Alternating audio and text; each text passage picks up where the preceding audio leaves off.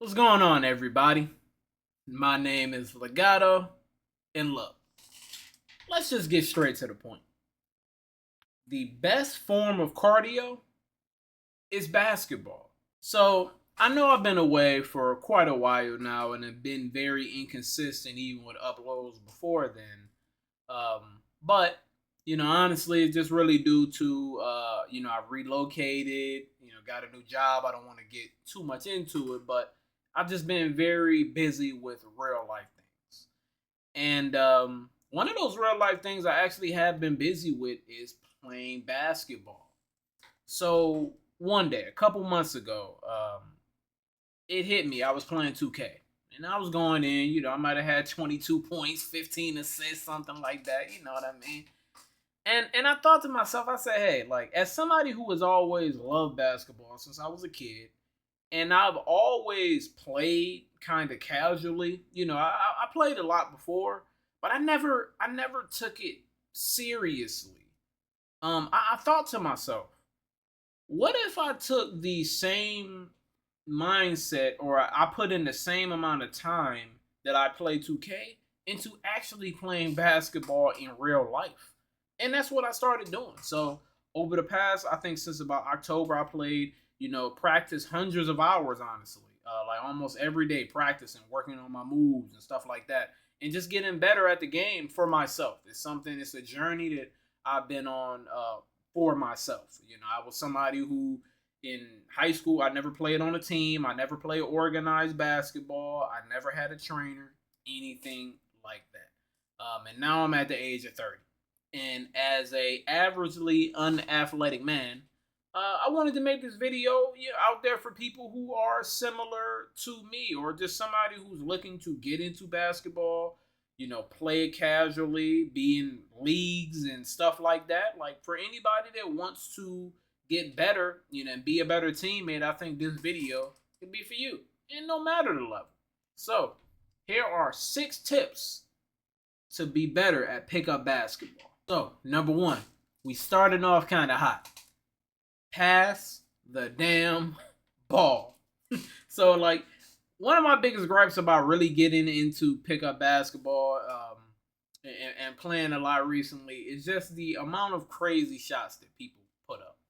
I can't tell you how many times we've got a couple stops, came down the court, and then somebody on my team just put up the most soul crushing, morale defeating shot that I have ever seen in my life.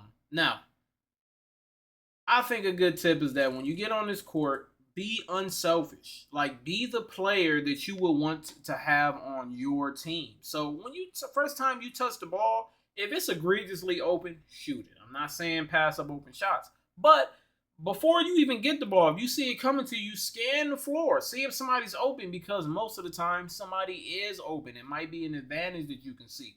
And then hey, you can become known as, hey, that's the guy that we can trust him with the ball because he can make the right decision with it. You know what I mean? All right, number two, crash the glass, man.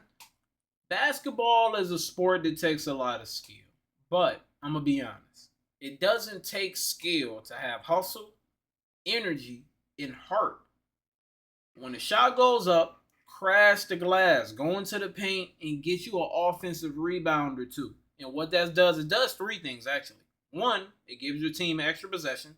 Two, it gives you the opportunity to get a very easy bucket and put yourself on the board, get yourself in a rhythm. And then three, it somewhat demoralizes your opponent. Because I'm not going I'm not going to lie. Nothing is worse than playing hard defense and all that, get a stop, and then you give up an offensive board. Like, oh my God. You know what I mean? But hey, you can be on the other end of that.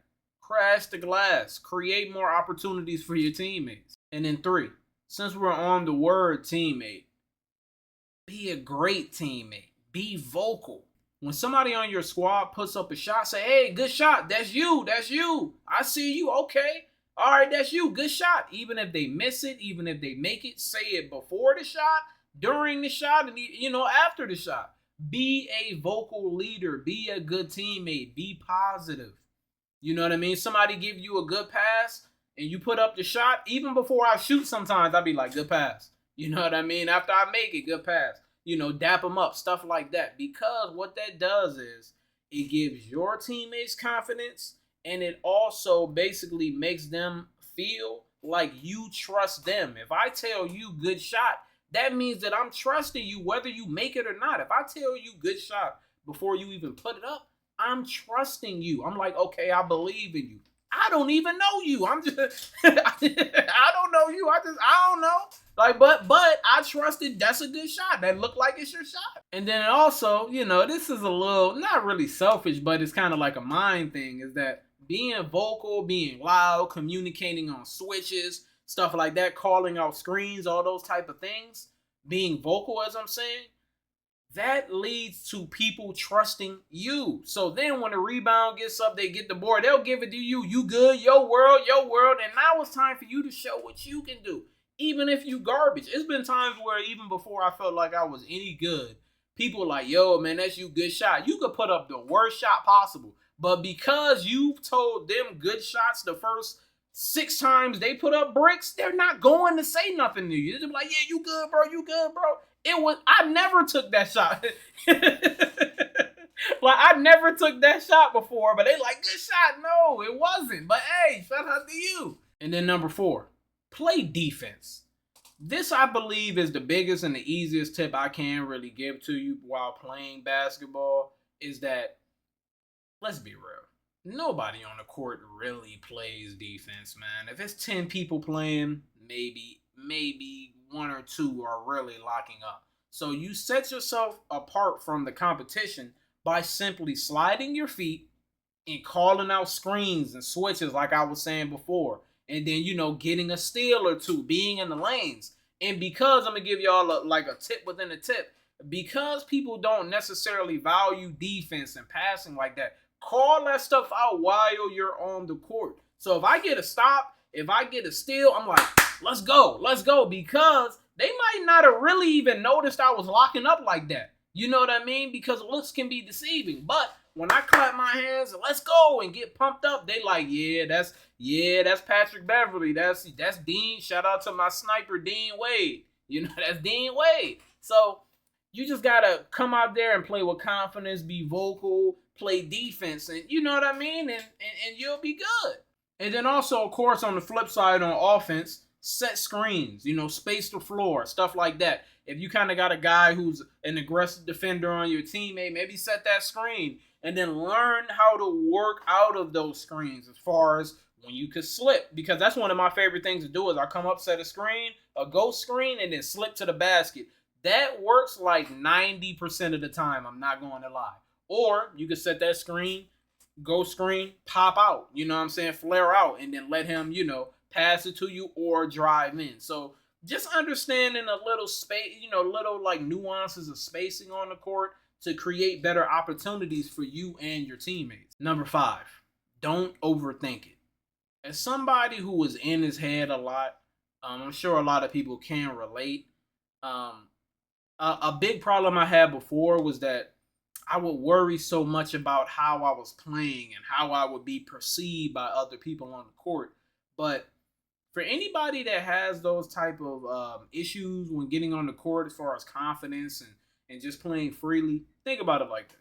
Do you remember what your teammates did the last time you played basketball? Do you remember what they shot? Do you remember the guy that shot 5 for 16? Not really. You only remember what you did. So keep that in mind. Everybody is worrying about them. So instead of looking at that negatively, look at it positively. Think about that. That causes you, and that should persuade you to play more freely, because at the end of the day, everybody is only focused on themselves. They really don't care. Use that to play free. Don't use it to doubt yourself.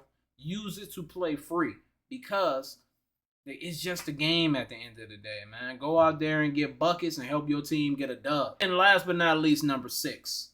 I wanted to leave this last because this one does depend on where you're playing at and what type of people you're playing with.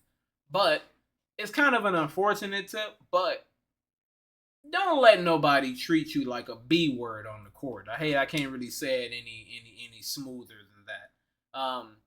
A lot of times, unfortunately, depending on where you're at, who you're hooping with, a lot of people will try you. A lot of people will say slick, somewhat disrespectful things to you. And it's up to you, honestly, to, I mean, be a man, for lack of a better term, or a woman, and speak up for yourself. Don't let that slide. And it doesn't have to be aggressive. I'm not saying go out there, what did you say? But I think a simple, hey, keep it basketball. That's my favorite quote is, hey, let's keep it basketball. If it gets to something, out of control. There's been times where we might have just been hooping and somebody might have called me a FN out of nowhere. And I'm like, whoa, like, who you talking to? Let's just keep it basketball, man. And normally, I'm gonna be honest, about 95% of the time, that really dulls the situation. It calms everything down. They may say something back, but I think they understand that people know who they can play with. So just let people know that you're not the guy to play with. Now, on the flip side, if you are a person that you're not confrontational, you're not you just don't push the envelope, because I had to grow into being more confrontational. I was somebody who in the past, maybe younger, I would probably let a lot of things slide. So if you were like how I used to be, it's all right to remove yourself from the situation if it doesn't serve you. Because the last thing you want to do is let somebody kind of get into your head and get you out of your game, and then now you're playing worse than you wanted to play, all because of somebody else. So if you ever get in a situation where you just feel like it's getting too toxic, people are talking way too crazy, people are being way too disrespectful, then I would make the conscious decision and the conscious effort to just go ahead, remove yourself from the situation, and either play with some other guys, go down the court to the other side, or just leave and come back another day and live to fight another day. Because at the end of the day, like I was saying, it's a game. Don't fight, don't do anything, and I'm saying this from somebody who has got into a lot of unnecessary arguments playing basketball. So take it from me, as one of the elder statesmen, I guess. I mean, I don't know. They call me OG now, so I'm like, who is OG? Like me?